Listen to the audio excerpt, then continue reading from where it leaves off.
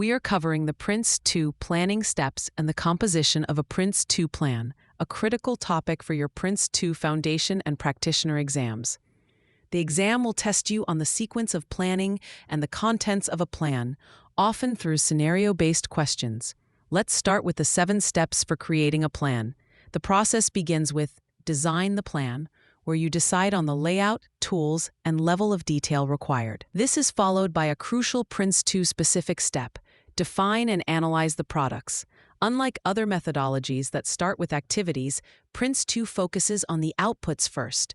For example, in a project to create a new e-commerce website, you would first define products like the shopping cart page, user account profile, and payment gateway integration, creating a product breakdown structure before you think about the tasks needed to build them. Only after defining these products do you move to identify activities and dependencies.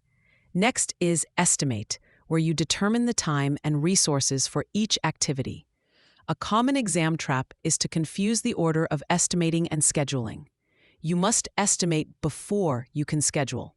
The 5th step is to prepare the schedule, where activities are sequenced and dependencies are mapped out on a timeline. The 6th step is to analyze the risks associated with the plan.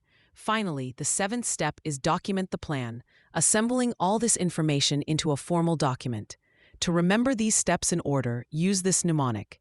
Don't panic, private, depression, remember details. That's design, products, activities, estimate, schedule, risks, and document. Now, let's look at what goes into that final documented plan. Your exam will expect you to know that a PRINCE2 plan is more than just a schedule. It must include a plan description, which is a narrative overview.